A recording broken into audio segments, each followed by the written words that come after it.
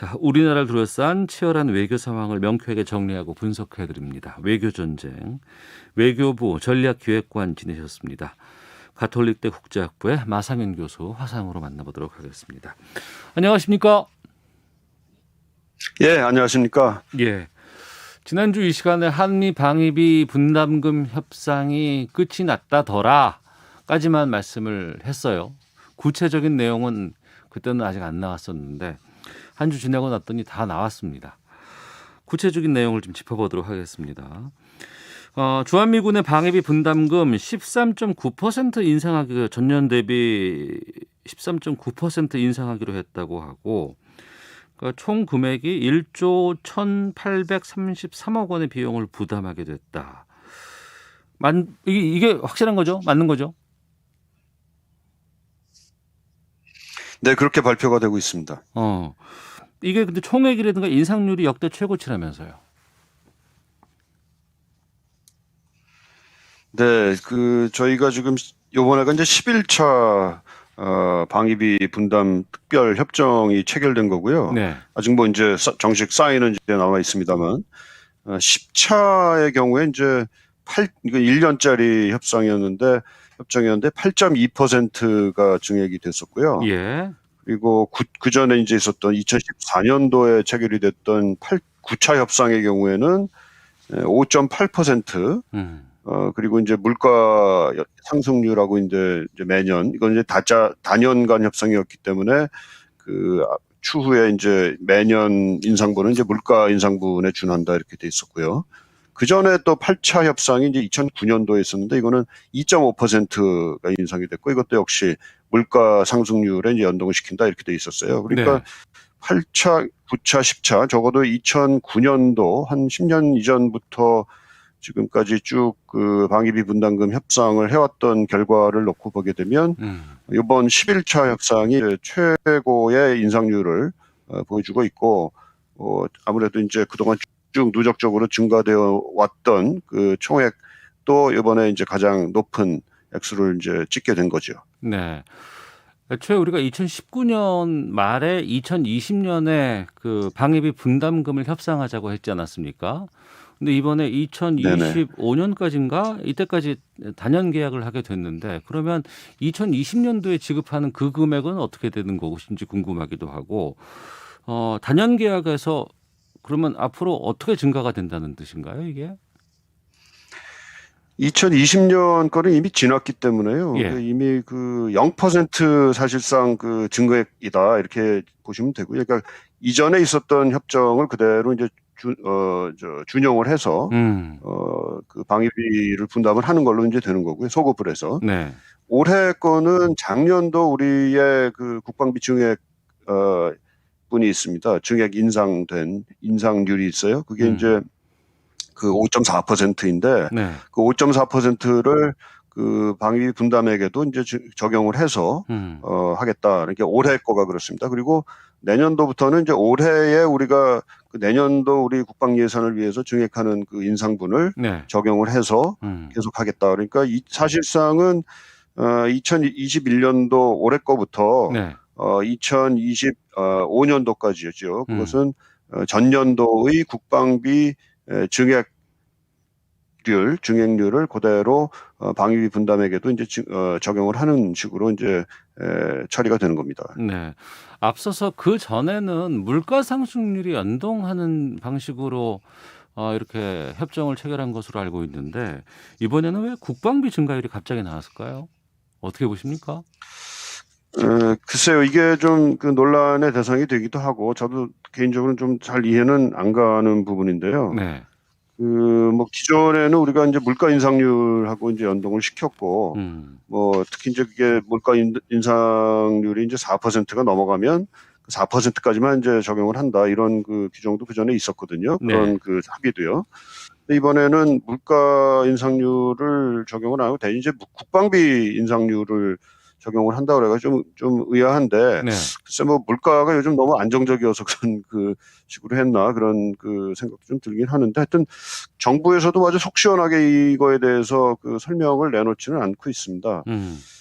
이제 시민단체 특히 이제 참여연대 경우에는 이번 그 국방비 인상률하고 이제 연동을 시킨 게 좀 모순된다라는 이제 지적을 하고 있는데요. 기존에 네. 이제 문재인 정부가 그 우리 그 국방을 좀 그 자주적인 태세를 좀 강화하겠다라는 이제 취지하에서 매년 국방비를 한 6% 가량씩 올리겠다 이렇게 지금 공언을 해오는 상태이거든요. 네. 근데 이것은 우리의 그 국방 그 태세를 좀 더 자주적인 것으로 옮겨가겠다는 것이고, 뭐 전작권 환수도 하겠다, 뭐 이런 전제에서 가는 것인데, 네. 이것이 그 주한미군 그 주둔 경비를 늘리는 것하고 이제 연동이 된다. 그러니까 좀 이게 좀 모순된다라는 이런 지적을 지금 하고 있는 중입니다.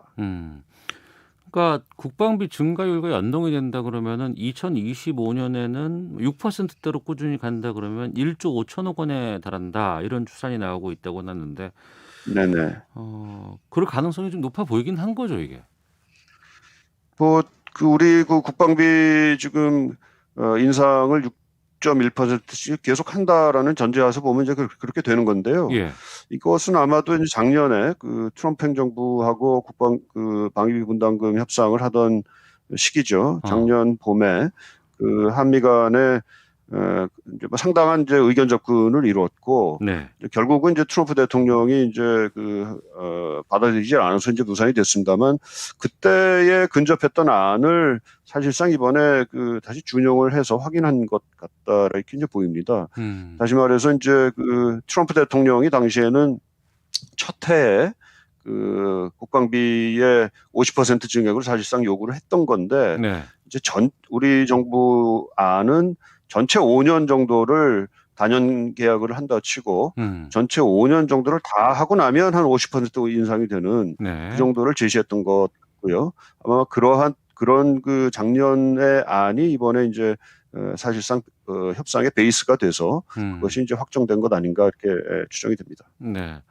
2019년, 2020년 계속해서 해를 넘기면서 협상을 했을 때 우리가 들었던 얘기가 이게 있었어요. 뭐냐면 그다음에 일본하고 이게 협상이 돌아오는데 그때 비교해서 먼저 선수를 친 것이다. 미국 쪽에서.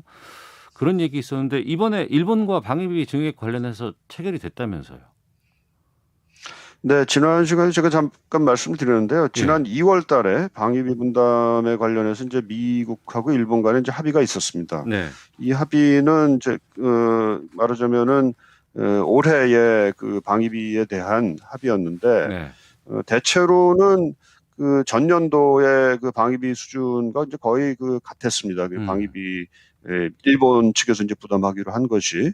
그렇지만 이것은 이제 1년짜리 그 합의였고요. 네. 일본도 지금 이제 곧 단연간 방위비 분담과 관련된 협정을 체결하기 위한 그 협상에 곧 돌입할 예정이라고 합니다. 아마도 한국과의 미국과의 한국 간의 방위비 분담금 협정이 이제 곧 체결이 되면 네. 그것이 또 하나의 전례로서 일본 측에도 참고가 될 것 같고요.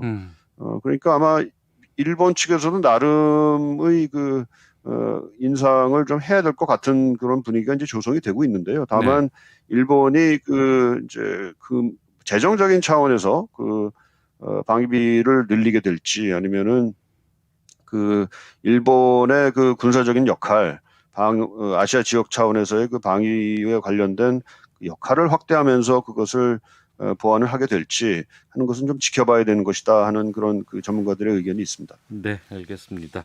외교전쟁 마상현 교수와 함께 말씀 나누고 있는데요.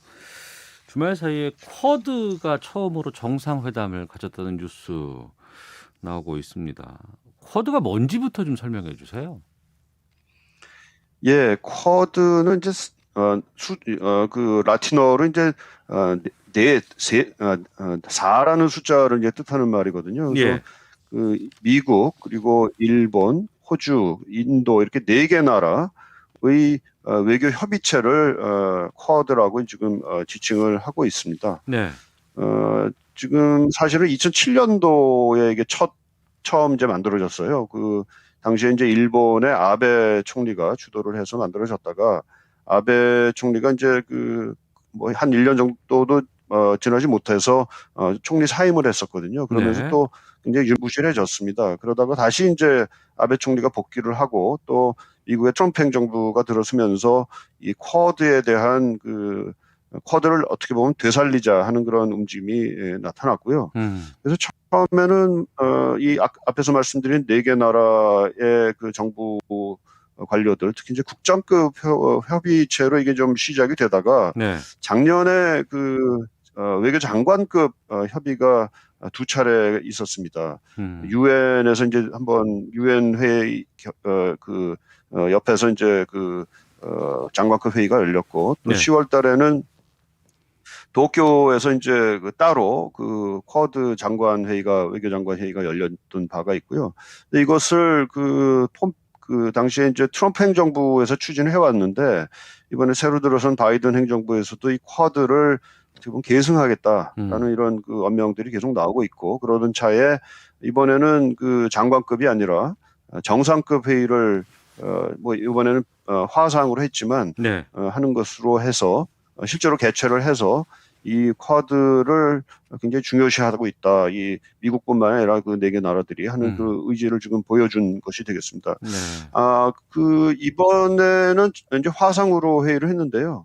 금년 내로 아마 금년 말이 되겠습니다만은 대면으로 이 정상회의를 한번 갖겠다 하는 지금 얘기가 지금 나오고 있는 중입니다. 예. 미국과 일본과 호주와 인도 정상들이 만난다. 이거 왜 만나는지도 궁금하고 이거 뭘 향한 거예요? 이 쿼드라는 게. 네, 기본적으로는 이제 중국의 부상과 이제 밀접하게 관계가 되는데요. 예. 중국이 부상을 하면서 거기에 대해서 이제 어느 정도 위협을 느끼고 있는 주변 국가들 또 지역의 주요 국가들이 그것에 대해서 이제 대응하는 성격이 굉장히 강합니다. 네. 물론 이제 그것이 이제 군사적인 차원도 있고 또 비군사적인 차원도 있기 때문에 어떤 점이 지금 강조가 될 것인지 하는 것을 조금 더 이제 두고 봐야 되는 문제고요. 하지만은 이제 이것이 이제 중국의 부상을 견제하는 성격이 굉장히 강하기 때문에 중국으로서도 상당히 경계심을 가지고 바라보고 있는 문제라고 생각합니다. 우리도 여기에 참여하라는 압박이 있어요? 네, 뭐 명시적으로 지금 이게 우리의 참여가 요청이 됐다 안 됐다는 지금 안 나오고 있어요. 우리 지금 정부 고위 관계자들 얘기는 우리한테 명시적으로 오라라는 얘기는 아직 없었다. 네. 이렇게 지금 답이 있습니다만은 적어도 분위기상으로는 미국이나 뭐 다른 세계 국가들의 입장에서 보게 되면 한국과 같은 나라가 쿼드 또는 쿼드 플러스라고 지금 얘기가 되고 있는데요. 네. 플러스에 해당이 되겠죠. 한국이 만약에 들어가게 되면 한국이 참여를 하는 것이 바람직하다. 뭐 이런 희망들은 분명히 이제 표출이 되고 있는 것 같습니다. 하지만 또 중국의 또 입장도 있기 때문에 이게 선뜻 들어가기도 쉽지 않은 상황이긴 하네요.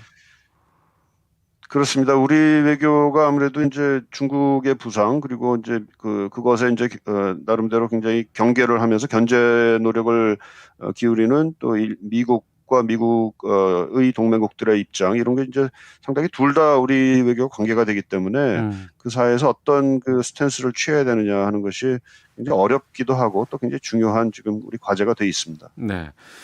그리고 이번 주에 토니 블링컨 미 국무부 장관, 로이드 오스틴 미 국방부 장관이 방한을 합니다. 한미 외교, 국방 2+2 회담 진행될 예정이라고 하는데 이번 방한 어떤 의미가 있다고 보십니까? 네, 앞에서 쿼드 말씀을 드렸는데 사실 쿼드는 미국 그리고 이제 다른 세 나라들이 취하고 있는 인도 태평양 전략 내지는 구상의 일환이거든요. 예. 인도 태평양 지역에 대한 미국의 강조점, 외교의 강조점이 이제 굉장히 강하게 나타나고 있는데 이번에 2+2 외교 국방 장관 회담이 열리는 것도 그 일환이라고 봅니다. 우선은 블링컨 장관과 오스틴 장관이 한국을 찾기 전에 네. 일본에 가서 우리와 똑같은 포맷의 2+2 회의를 하고요. 그리고 나서 이제 바로 한국을 오는 거거든요. 또 우리 한국에서 2+2가 끝나고 나면 오스틴 장관은 인도로 가서 또 인도와 1대1 양자 회담을 하게 돼 있습니다. 또 블링컨 장관은 알래스카로 가서 아마도 중국의 양제츠 국무위원과 또는 그 왕이 국무위원을 지금 같이 만날 그 지금 이러한 외교 스케줄이 지금 나오고 있습니다. 이것은 바로 그 인도태평양 지역에 대한 네. 미국의 그 외교가 굉장히 활발하게 진행이 되고 있다는 것이고요. 음. 그 속에 지금 한국이 포함이 되어 있습니다. 물론 그 이 고위급 이번에 특히 이제 2+2를 하게 되면 한반도 문제, 특히 이제 북한의 비핵화 문제가 또 굉장히 중요한 그 의제가 될 수밖에 없을 거고요. 그러니까 네. 미국의 지역 전략, 거기에 이제 한반도 특수한 그 평화 프로세스 문제, 이것이 이제 복합적으로 그 논의가 될 것으로 예상이 되고 있습니다. 네. 그리고 어제 오전에 이 소식이 나왔는데요. 미국 행정부가 2월 중순부터 여러 채널을 통해서 북한과 막후 접촉을 시도했다. 로이터 보도입니다. 그런데 현재까지 네네. 평양으로부터는 어떠한 답변도 받지 못했다라는 건데, 이게 사실인지, 그럼 사실인데 왜 북한은 미국 접촉에 반응하지 않고 있는지 어떻게 보시는지요, 이 뉴스? 예, 뭐 이 뉴스는 사실인 거로 지금 그 보도가 계속 되고 있고요. 로이터 보도가 있었고 또 후속 보도들도 계속 나오고 있는 것 같습니다. 그래서 미 행정부의 고위 관료가 확인을 해준 내용이고 네. 2월 중순부터 북한에 대해서 일종의 그 접촉을 요청하는 그런 게 있었는데 북한이 전혀 답을 안 하고 있다, 응대를 안 하고 있다 지금 이렇게 보도가 나오고 있습니다. 미국이 왜 일단 그 북한과의 접촉을 시도를 했는가 하는 것은 아마도도 있겠지만은 사실상 이제 그 미 고위 관계자가 이제 확인을 한 내용인데요. 네. 미국 행정부 교체 이후에 혹시라도 이제 북한이 도발을 할 수 있는 그런 가능성이 있기 때문에 그것을 미연에 이제 방지하는 차원의 노력이었던 것이 이제 굉장히 중요한 이유가 되겠고요. 네. 다만 북한이 이제 지금 전혀 반응을 안 했다라는 게 이제 상당히 의미심장한 부분이 있는 것 같습니다. 북한 입장에서는 아직은 이제 바이든 행정부의 그 대북 정책 리뷰가 다 끝나지 않은 상황인데 네. 어떻게 보면 그 사전에 그 리뷰가 끝나기 전에 그 일종의 그 탐색적인 차원에서의 대화는 하지 않겠다. 북한 입장에서는 어떻게 보면 자신들의 입장은 다 그동안 이제 표출을 네. 해왔는데 뭘 또 지금 새삼스럽게 탐색을 하느냐. 우리의 입장에 대한 너희들의 답을 가져와라 하는 그 태도로 지금 임하고 있는 것이 아닌가 이렇게 추측이 됩니다. 알겠습니다. 자, 오늘 외교전쟁 여기까지 듣도록 하겠습니다. 오늘 말씀 고맙습니다. 네, 감사합니다. 예, 지금까지 가톨릭대 국제학부의 마상현 교수와 함께했습니다.